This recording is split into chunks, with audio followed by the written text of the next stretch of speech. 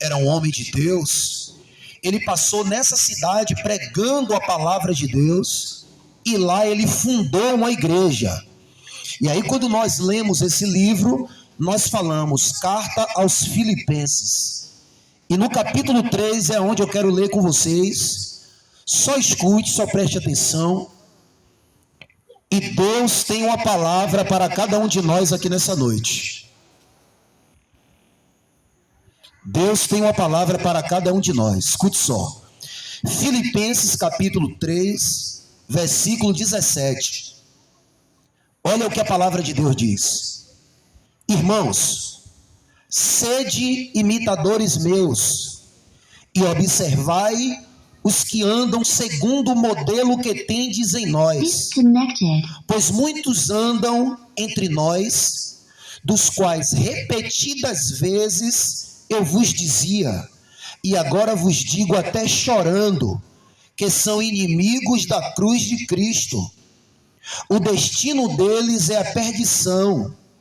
O Deus deles é o ventre e a glória deles está na sua infâmia, visto que só se preocupam com coisas terrenas. Pois a nossa pátria está nos céus, de onde também aguardamos o Salvador, o Senhor Jesus Cristo, o qual transformará o nosso corpo de humilhação para ser igual ao corpo da sua glória, segundo a eficácia do poder que ele tem de até subordinar a si todas as coisas. Louvado seja Deus. Eu particularmente, eu me glorio à medida que eu vou conhecendo mais um pouco da palavra. É muito lindo a gente poder fazer menção da palavra com a consciência limpa de que você está vivendo a palavra. A palavra de Deus não é como uma poesia de Santos Drummond. A palavra de Deus não é como uma poesia de Castro Alves ou como uma filosofia de Platão.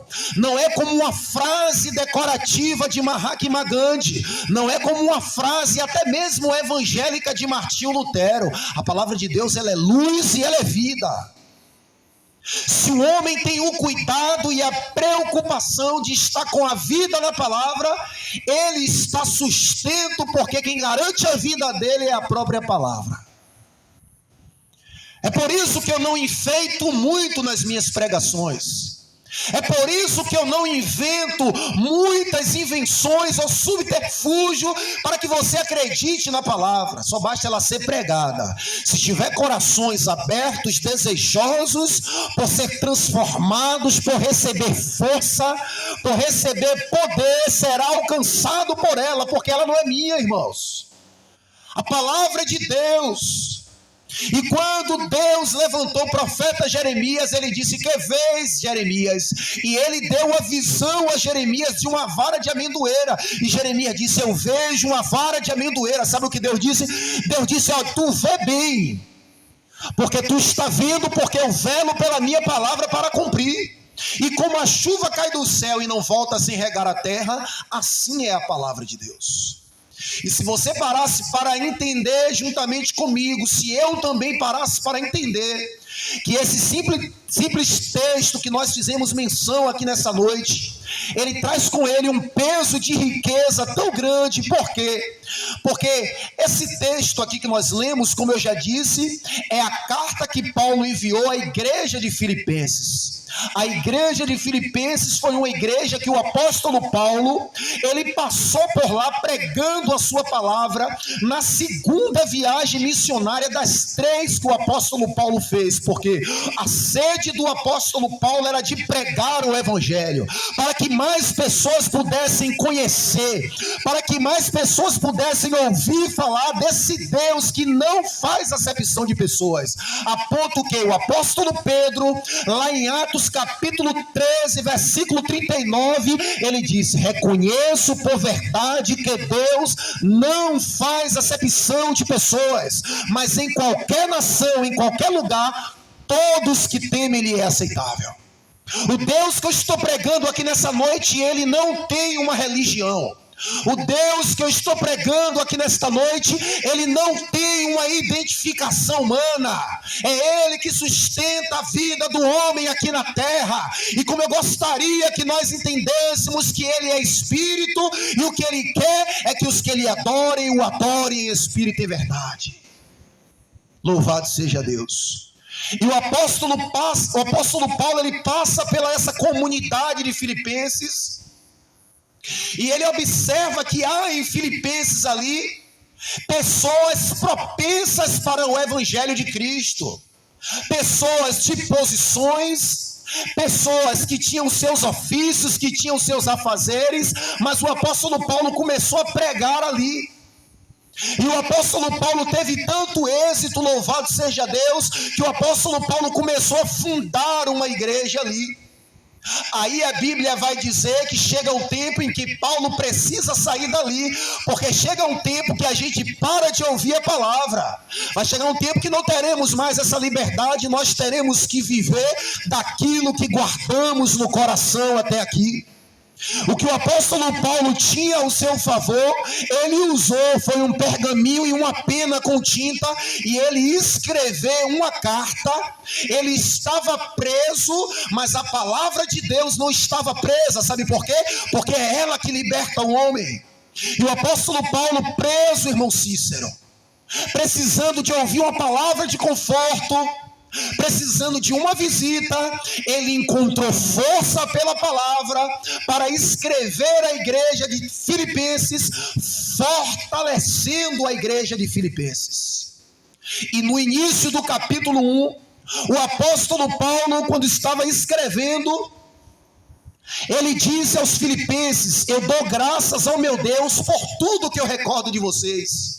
Porque quando eu preguei a palavra de Deus aí, vocês abriram o coração, receberam com tal avidez, como que fosse realmente o próprio Deus que estivesse pregando para vocês. E o apóstolo Paulo disse: eu faço menção de vocês em todas as minhas orações pela vossa cooperação no evangelho. Aqueles irmãos estavam vivendo de uma forma tão sincera com Deus, de uma forma tão verdadeira. A prática da palavra de Deus era algo tão cotidiano na vida daquela igreja, que o apóstolo Paulo disse: eu dou graças a Deus pela cooperação de vocês no evangelho, porque vocês estão sendo espelho para o mundo. Todos que estão olhando para vocês estão vendo que Deus começou uma obra na vida de vocês. É esse reflexo que precisa ter em nós, irmão Cícero. Não por força nem por violência, mas pelo Espírito Santo de Deus. As pessoas que olham para nós, ainda que não gostem de nós, têm que reconhecer que Deus começou uma boa obra em nossas vidas.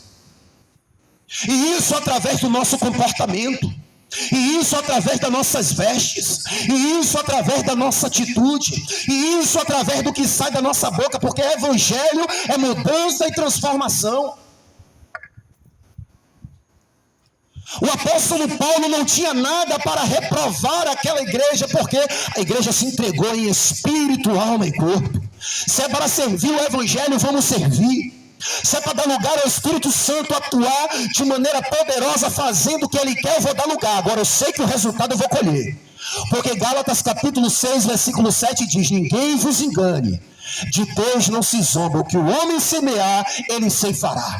Tem pessoas que não têm sucesso na vida espiritual, tem pessoas que não têm sucesso na vida amorosa, porque a vida com Deus é a porta para que todas as outras áreas da minha vida sejam abençoadas. Tem pessoas que não estão tendo sucesso na vida amorosa, tem pessoas que não estão tendo sucesso na vida financeira, só porque existe uma porta que ainda está de meio palmo na vida delas, e essa é a porta espiritual. E Jesus está dizendo nessa noite para você que me ouve: eis que estou à porta e bato. Se alguém ouvir a minha voz e abrir a porta, entrarei na sua casa, cearei com ele, cearei com ela, e ele ou ela comigo. Esse é o evangelho da verdade. Não tem outro termo, irmão, não tem meio termo, não tem curva. Jesus disse: eis que te proponho dois caminhos. Depois que Deus usou pessoas para pregar sobre o que é o caminho da bênção para os jovens, para os velhos, e o que era o caminho da maldição, ele usou o mesmo profeta Moisés, lá em Deuteronômio 30:19, para dizer: eis que te proponho, ó Israel, dois caminhos. Já tende provado e visto que o Senhor é bom? Já tende vivido maravilhas no mar vermelho? Já tende visto a minha providência no deserto? Já tende visto que eu faço sair água da rocha? Já tende visto que eu dou pão, louvado seja Deus? Agora, eis que te proponho dois caminhos. Ou tu prefere ficar com a bênção que tu tem provado que eu tenho para te dar, ou a morte que o mundo oferece? Muitos têm optado em escolher a morte que o mundo oferece. Sabe por quê? É um prazer maravilhoso para a carne, mas a Bíblia diz que as inclinações da carne são morte. Os que estão na carne, irmão Cícero, não podem agradar a Deus. Os que andam fazendo a vontade do pensamento, a vontade do coração, a vontade das vaidades, não podem agradar a Deus. Os que agradam a Deus é aqueles que estão dispostos a travar uma luta contra si mesmo e contra o mundo, porque é muito atrativo. E o apóstolo Paulo estava chamando a atenção daqueles irmãos, porque ele sabia que os irmãos, à medida que eles estavam buscando ser fiéis, eles também seriam tentados. É normal a gente ser tentado, mas o que nós não devemos é ceder às tentações. E se porventura eu ceder, se porventura você ceder, lembre-se que você tem junto ao Pai um advogado, e não use aquilo como justificativa para permanecer naquele estado que você está. Encontre em Deus e na sua palavra força e se levante, porque Deus, ele te quer de pé. Deus, ele te quer atuante na sua obra. Deus não só quer ver você vindo aqui sentando ou ouvindo e indo para casa. Deus, ele quer te usar para você passar na rua, liberar uma palavra, quem sabe colocar as mãos e pessoas serem curadas, quem sabe. E o apóstolo Paulo disse: irmãos, sede meus imitadores. É muita responsabilidade. Irmão Cícero, irmã Analisa, eu não sei se você vai conseguir chegar a essa dimensão de piedade que eu vou querer aqui expressar. O apóstolo Paulo era um crente, a vida dele era pública, exposta. Tudo que ele fazia não era escondido, era aos olhos, em plena luz do dia. E o homem tem a coragem de chegar para um grupo de pessoas a qual ele conviveu e dizer assim: ó, seja meus imitadores. Era um homem que andava com a consciência limpa de que em nada ele agia falsamente, porque estava se esforçando para guardar a palavra, estava se esforçando para ter sinceridade com as pessoas do seu ambiente ali social. Era uma pessoa que não buscava defraudar ninguém para obter uma vantagem. Só que luta para estar assim é que tem essa autonomia em dizer: seja meus imitadores. Ele disse: e observai os que andam segundo o modelo que tem em nós. O apóstolo Paulo, com toda a humildade, com toda a limitação humana, porque a gente tem que entender a limitação dessa fala de Paulo, ele disse: observe aqueles que andam segundo o modelo que vocês viram em nós. Porque nós estamos aqui como um padrão, porque estamos andando segundo Cristo. Estamos andando segundo a vontade de Cristo. Observe os que andam, porque eu não estou mais aí com vocês. Muitos falsos mestres, muitos falsos crentes vão sair com a Bíblia na mão, vão sair com o microfone dizendo: eu sou de Deus, e vai levar a muitos. E o apóstolo Paulo está dizendo: observe se ele anda segundo o modelo de piedade, de inocência, de sinceridade, de verdade, de amor a Deus que você viu em nós. Observa. Porque pelo fruto você conhece as árvores. A Bíblia diz que até uma criança se deixa se mostrar pelas suas atitudes, lá em Provérbios 20:11, se o que faz é bom e reto. A Bíblia diz que pelo fruto de uma pessoa, você conhece se ela é uma crente ou um crente que está com a casa na rocha, que verdadeiramente está ali expressando uma sede de Deus, ou só está com o corpo, só está ali porque quer uma vitória. Se falam tanto em vitória, as pessoas esquecem de Cristo e só focam na vitória. Mas a nossa vitória é Jesus, irmão. A nossa vitória é poder naquele grande dia dar um brado que a Bíblia diz e dizer: tragada a morte, tu foi pela vitória. É essa que é a nossa vitória, é esse que é o nosso sucesso, é nós caminharmos sofrendo na vontade de Deus, mas a nossa alma, o nosso espírito testificando que Deus está conosco, porque a nossa vida está em justiça. E o apóstolo Paulo disse: por que eu estou alertando vocês disso? Não é em vão. Porque eu estou pedindo para vocês me imitarem e olhar o exemplo daqueles para ver se eles me imitam. E o apóstolo Paulo diz por quê? Pois muitos andam entre nós, dos quais repetidas vezes eu vos dizia, e agora vos digo até chorando, eles são inimigos da cruz de Cristo. É por isso que o apóstolo Paulo ele nos alerta nessa noite. Porque tem pessoas que têm roupa de piedade, mas são inimigos de Cristo. E ele pode ser de cargo ou sem cargo. Pode ser alguém que nunca pisou na igreja, mas que fala manso. Mas que vem: não, menina, eu vou te aconselhar, larga aquele homem mesmo, conselho do diabo. Não, menino, eu vou te aconselhar, ó, chega lá mesmo e faz o caixa 2, quebra tudo, joga tudo para cima. É inimigo da cruz de Cristo, irmão. É por isso que a Bíblia diz: bem-aventurado é o homem, no Salmo 1, que não anda segundo o conselho dos ímpios, nem se detém no caminho dos pecadores, nem se assenta na roda dos escarnecedores. Antes, o seu prazer está na lei do Senhor, e nela medita de dia e de noite, pois será como árvore plantada junto aos ribeiros, que no momento certo dará o seu fruto. Veja a importância de a gente ter discernimento espiritual, de a gente estar lendo a palavra para saber detectar aonde Deus está e aonde Deus não está. O apóstolo Paulo disse: eu tenho cuidado da alma de vocês, não quero que o sacrifício que vocês têm tido, e eu sou testemunha que vocês têm tido, seja em vão. Por isso, ó, tenham discernimento. Vá para a palavra, peça a Deus para abrir os olhos de vocês, porque muitos hoje é o cenário do final dos tempos. Eu não posso negar, e a Bíblia diz que nos últimos dias viriam muitos falsos profetas, e o intuito deles era a tua adoração, o teu louvor, para consequentemente arrancar a tua salvação. E o apóstolo Paulo disse: olha, eu vou dar 100 aqui agora. Escute, não pisque os olhos, se você aguentar, toma esse vento nos olhos. Não pisque, escute.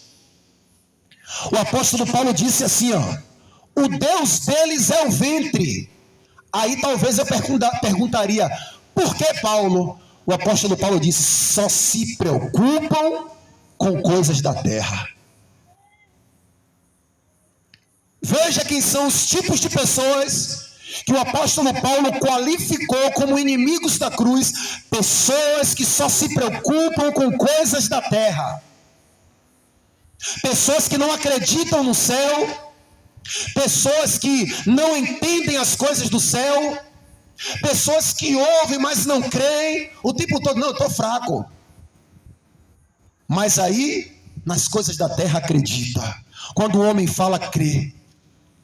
Mas a maior palavra vem de Deus, e é Ele que te dá direção nessa noite. É Ele que te sonda nessa noite. É Ele que te conhece nessa noite. É a Ele que você deve o seu temor, porque embora você esteja passando por momentos diversos, as mãos potentes do Senhor, elas estão estendidas sobre a tua vida, porque você tem ouvido e tem guardado a sua palavra. Não se canse de ser fiel a Deus. Mãe, dá uma pausa ali, dá uma palavra àquela moça lá. Ela está chorando, convida ela para cá. Não se canse de ser fiel à palavra de Deus, porque você não é inimigo da cruz, você é amigo de Cristo. Sabe por quê? Você está aqui e quando você ouve uma palavra, seu coração arde e você sabe entender que você precisa mudar para agradar a Deus. É por isso que eu tenho pregado e tenho dito: é importante a gente ter uma faculdade, é importante a gente ter um carro, é importante a gente ter uma moto, é importante a gente conquistar aquilo que é necessário para a gente viver. Mas o nosso coração não pode estar nas coisas aqui da terra, porque aonde está o nosso coração está o nosso tesouro. E o apóstolo Paulo diz que essas pessoas são inimigas de Cristo, porque a preocupação delas não é a preocupação de Cristo. E quando Jesus estava aqui na terra, você pode analisar criticamente qual era a preocupação de Jesus. Era almas, era justiça, era que as pessoas conhecessem a vontade de Deus, era que as pessoas tivessem paz umas com as outras, era que não houvesse injustiças sociais, era quem tem dividisse, doasse com quem não tem. E quando nós estamos presos, cegos pelas coisas daqui, nós não temos tempo para valorizar o que Jesus valorizava. Aí o apóstolo Paulo, e eu já estou encerrando, quando ele diz que precisamos imitá-lo, porque tem pessoas que estavam no meio, mas são inimigas da cruz, ele fala, porque vocês têm uma garantia. E para que nos fortalecesse a continuar, porque todo mandamento é seguido de uma promessa. Honra teu pai e tua mãe, para quê? A promessa para que se prolongue os teus dias na terra. E o apóstolo Paulo disse, porque eu preciso perseverar na verdade de Cristo, porque a minha pátria não é daqui, a minha pátria não está aqui.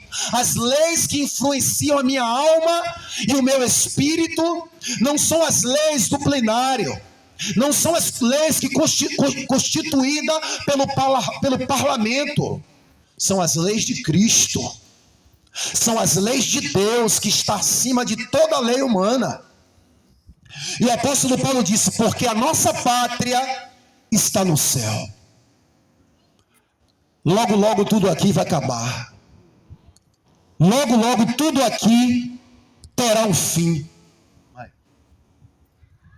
E o que Jesus nos promete é nos tirar daqui, porque tem um lugar para nós, onde a Bíblia diz que lá habita a justiça. Lá não haverá mais morte, não haverá mais choro,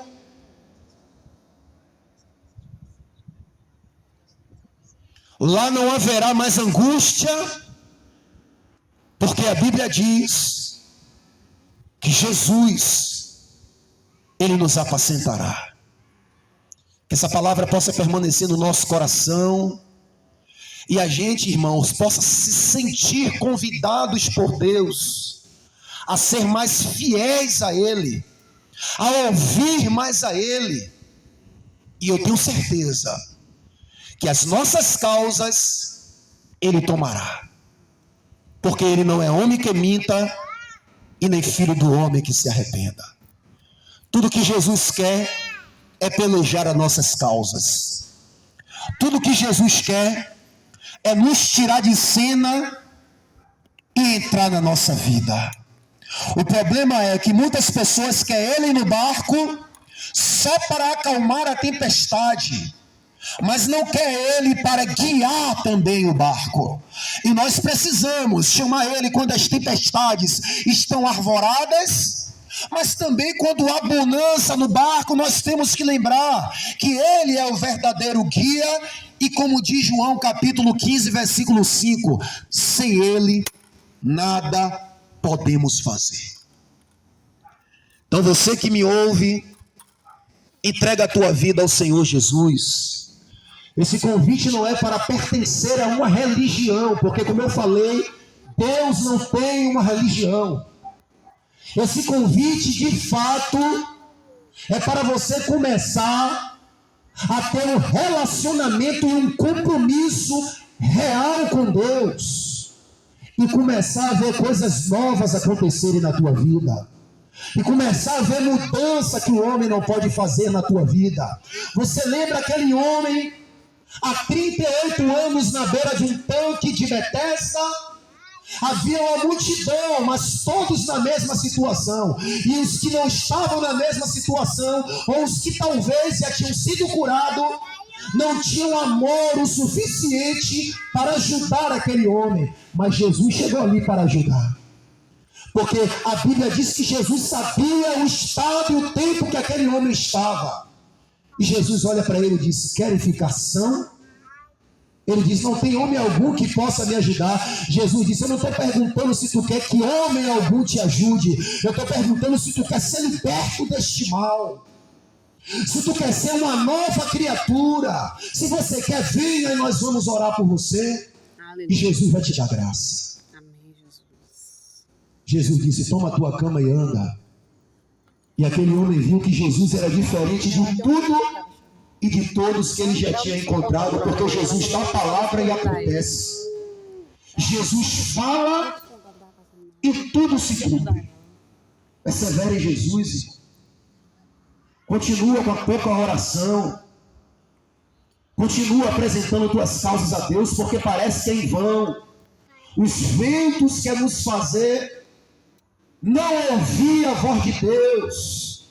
Mas Elias, mesmo em meio aos medos que ele estava naquela caverna, as tempestades e os elementos da natureza, ele sabia, assim como Jó: eu sei que o meu Redentor vive e que por fim se levantará sobre a terra. Que a vitória venha e nós vamos orar por você e Jesus vai te ajudar. Soberano Deus, maravilhoso e glorioso Pai, se coloque de pé se puder. Bendito és o teu santo e eterno nome para sempre. Em nome de Jesus. Deus de Abraão, Deus de Isaac, Deus de Jacó. Amém. A tua palavra foi pregada, eu sei que muitas pessoas tomaram posse nessa noite. Por isso eu te peço, meu Deus, que ainda após eles irem para casa, eles fecharem as suas janelas, eles tirarem a atenção dessa caixa amplificadora.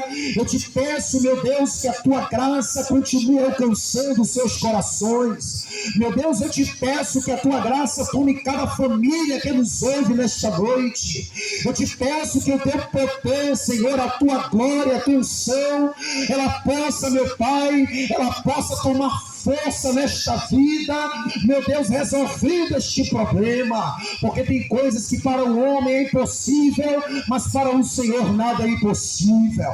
Por isso fala com este homem, por isso fala com esta mulher, meu Deus, a necessidade que ele tem, que ela tem de entregar o caminho ao Senhor, confiar em ti e deixar que o Senhor faça o mais. Eu quero também, Senhor, em nome do Senhor Jesus, repreender agora tudo aquilo que oprime cada pessoa que me ouve, tudo aquilo que impede, Senhor, que os ouvidos sejam abertos, que o coração seja aberto. Vai repreendendo todo laço de morte, vai repreendendo toda má notícia, vai confortando, meu Deus, o coração daquelas pessoas que perderam o ente querido nesta noite. Deus, ser com aqueles que estão acamados, Deus, em nome de Jesus, aqueles que estão no hospital. A tua palavra diz que tu és o Deus de perto e também o Deus de longe.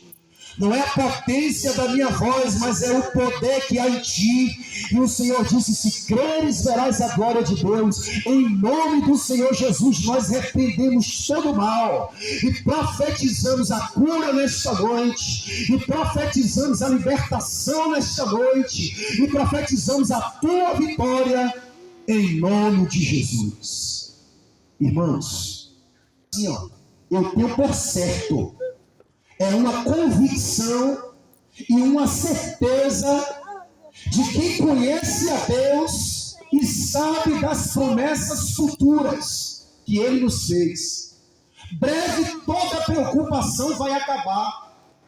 Breve eu não vou precisar mais trocar o óleo do meu carro, porque tudo que é de esfera humana, a Bíblia diz que foi reservado para o dia do fogo e da destruição daqueles que desobedecem ao Evangelho. Mas há um grito na Bíblia que ecoa pelas páginas desse livro sagrado e esbarra no nosso coração nessa noite. É o que Paulo escreveu aos Romanos capítulo 8, versículo 18. Eu tenho por certo, aleluia, que as aflições do tempo presente não podem ser comparadas com a glória que há de ser revelada naqueles que têm fé em Jesus Cristo. Você tem fé em Jesus Cristo? aleluia. Existe uma glória para ser manifestada na tua vida. Creia. Que o Senhor Deus nos abençoe, nos guarde, que Ele faça resplandecer sobre nós o brilho do seu rosto e que Ele nos dê a paz para todos sempre. Amém.